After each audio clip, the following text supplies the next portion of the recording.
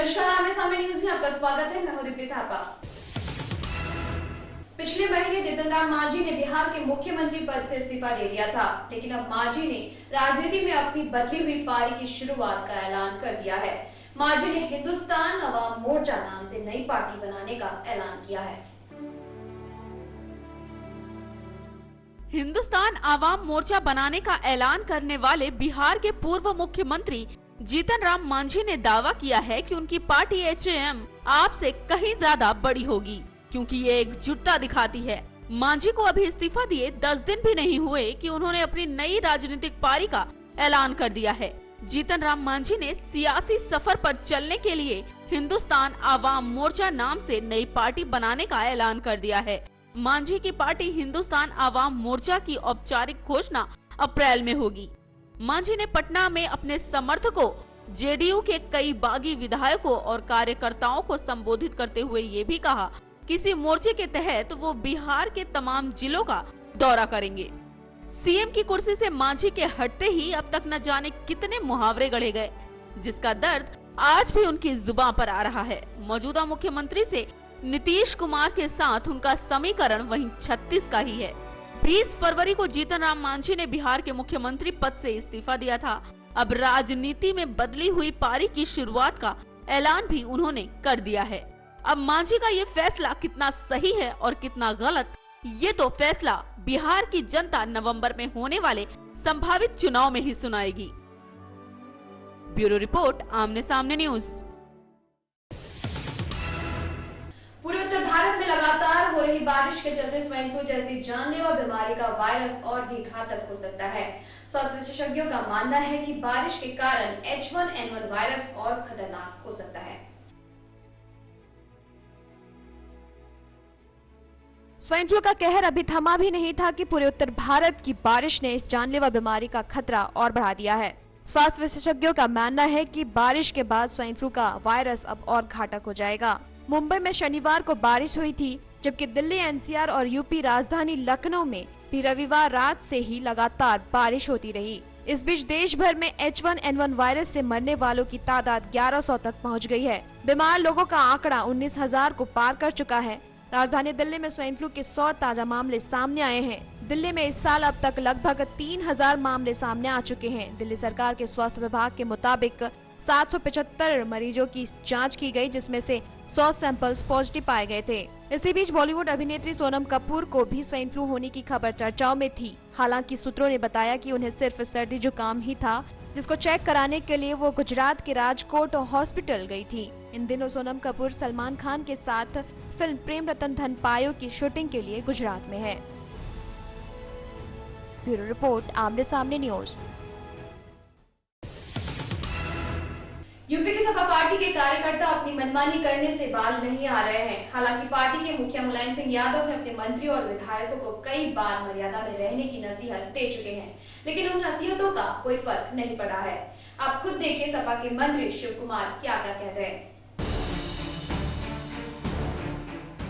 उत्तर प्रदेश की सत्ता में काबिज समाजवादी पार्टी के मुखिया मुलायम सिंह यादव अपने मंत्रियों और विधायकों को भले ही कितने ही नसीहत दे डाले, लेकिन सत्ता के नशे में चूर इन मंत्रियों व विधायकों पर मुलायम सिंह की नसीहतों का कोई फर्क पड़ता नजर नहीं आ रहा है। ताजा मामला कानपुर देहात का है, जहां textile and handloom minister Shiv Kumar Bairiya प्रधानमंत्री नरेंद्र मोदी पर जमकर बरसे। मंत्री जी ने उन सभी शब्दों का प्रयोग किया जो उनको एक जनता दरबार के दौरान नहीं करना चाहिए था। दरअसल कानपुर देहात में अपने विधानसभा क्षेत्र रसूलाबाद के एक पार्टी के कार्यक्रम के दौरान शिव कुमार ने एक जनता दरबार लगाया, जहां मंत्री जी ने आम जनता की समस्या तो कम सुनी, बल्कि विधानसभा चुनाव के लिए जनता पर जाति विशेष का दबाव बनाते जरूर नजर आए। और दूसरी तरफ प्रधानमंत्री नरेंद्र मोदी को निशाना बनाते हुए लफ्ज़-ए-हाथ, धर्म परिवर्तन, हिंदू मुस्लिम की वो सभी बातें कर डाली जो उनको एक जनता दरबार के दौरान नहीं करना चाहिए था। आप खुद सुनिए मंत्री जी ने जनता से क्या कहा। जब हम कहते हैं गरीब के बच्चे की पढ़ाई करो, तो मोदी साहब कहते हैं लग जिहाद करो। जब हम कहते हैं बेरोजगारों को काम दो, तब मोदी साहब कहते हैं धर्म परिवर्तन, घर वापसी करो। जब चुनाव आएगा तो जात का नशा सवार हो, जात के नशे में वोट करोगे तो फिर अच्छे दिन कहां से आए, बुरे दिन तो खुद ला रहे हो। ब्यूरो रिपोर्ट, आमने सामने न्यूज, कानपुर। वक्त चला है छोटे से ब्रेक का। ब्रेक के बाद देखेंगे कुछ अन्य खबरें। Politics, crime, sports. अगर इन खबरों पे है आपकी बारीक नजर, आपकी आवाज भी कर सकती है असर। बढ़ाएं अपनी आवाज का दायरा, बने आमने सामने न्यूज का हिस्सा। ब्रेक के बाद एक बार फिर आपका स्वागत है। यूपी के फर्रुखाबाद में अपराधों की झड़ी लगी है। ऐसे में कायमगंज पुलिस ने महिलाओं से चेन लूटने वाले एक गिरोह का पर्दाफाश किया है। हालांकि पुलिस मुठभेड़ में 2 अपराधी फरार हो गए। पुलिस ने पकड़े गए 2 अपराधियों से कुछ हथियार और लूटे गए जेवर बरामद किए हैं। देखिए रिपोर्ट। यूपी के फर्रुखाबाद में विगत दिनों कायमगंज के मंदिरों के निकट महिलाओं से हुई चेन लूट की 2 घटनाओं का पुलिस ने खुलासा कर लिया है। अपर पुलिस अधीक्षक राम भवन चौरसिया ने बताया है कि सोतेपुर नहर के निकट अनिल गंगवार के बाग के सामने पुलिस मुठभेड़ में एटा जिले के अलीगंज थाना क्षेत्र के ग्राम टपुआ निवासी रवि यादव व अलीगंज के मोहल्ला शेख मीर निवासी व शेरा गुप्ता को पुलिस ने गिरफ्तार कर लिया है। आपको बता दें कि 2 बदमाश पुलिस मुठभेड़ में भाग फरार हुए। गिरफ्तार बदमाशों से 315 बोर के 2 तमंचे और 2 सोने की चेन व 1 बाइक बरामद भी की गई है। बदमाशों से पूछताछ में पता लगा है कि भागे हुए बदमाश अलीगंज के काली मंदिर के सामने के निवासी अभय पंडित वहीं मोहल्ला राधा कृष्ण निवासी प्रदीप धमीर है। गिरफ्तार बदमाशों ने स्वीकार किया है कि उन्होंने 14 फरवरी को फूलमती मंदिर के पास मोहल्ला पृथ्वी दरवाजा निवासी पिंकी गुप्ता पत्नी जितेंद्र गुप्ता व 15 फरवरी को मोहल्ला बजरिया निवासी रेखा वर्मा पत्नी नीरेंद्र वर्मा की चेन लूटी थी। कोतवाल ने बताया है कि दोनों चेनें बरामद हो चुकी हैं। ब्यूरो रिपोर्ट, आमने सामने न्यूज, फर्रुखाबाद। यूपी के जौनपुर जिले के बसौली में साई जन्मोत्सव बड़े धूमधाम से मनाया गया। दूर दूर से लाखों की संख्या में पहुंचे श्रद्धालुओं में अटूट साई भक्ति देखने को मिली। भक्तों ने अपनी जुबानी साई के प्रति श्रद्धा को बयां किया। देखिए रिपोर्ट। यूपी के जौनपुर जिले के बसौली ग्राम स्थित श्री साई मंदिर में साई जन्मोत्सव और वार्षिक उत्सव बड़े धूमधाम से मनाया गया। दूर दूर से आए लाखों की संख्या में भक्तों ने साईनाथ का दर्शन कर अपने जीवन को सफल बनाया।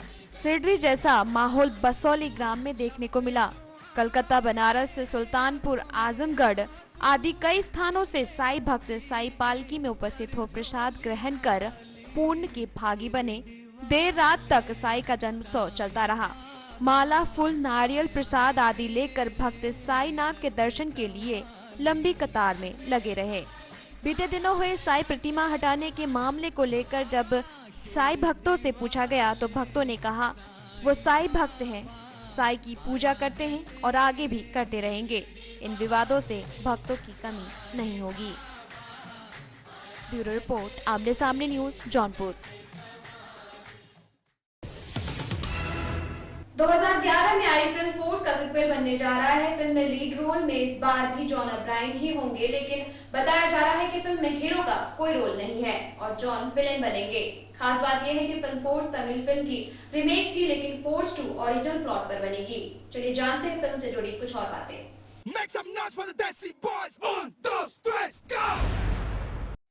जॉन अब्राहम की इमेज एक मस्कुलर हीरो की है, लेकिन उन्होंने हर जेनर में अपनी छाप छोड़ी है, चाहे वो देसी बॉयज की कॉमेडी हो या फिर जिस्म का हॉट हीरो, गोल का फाइटर हो या मद्रास कैफे का एक्टर। जॉन अब्राहम हर तरह के हीरो के रोल में स्क्रीन पर अपनी अलग इमेज बनाकर अपनी छाप छोड़ते रहे हैं, लेकिन हीरो जॉन अब्राहम अब विलेन बने नजर आएंगे।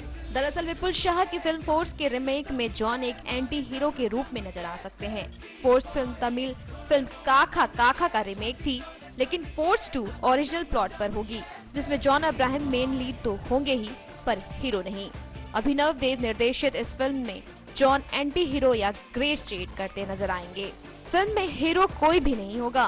कमांडो, फोर्स और हॉलीवुड जैसी मिलिट्री फिल्में प्रोड्यूस कर चुके विपुल शाह को फोर्स 2 से काफी उम्मीदें हैं।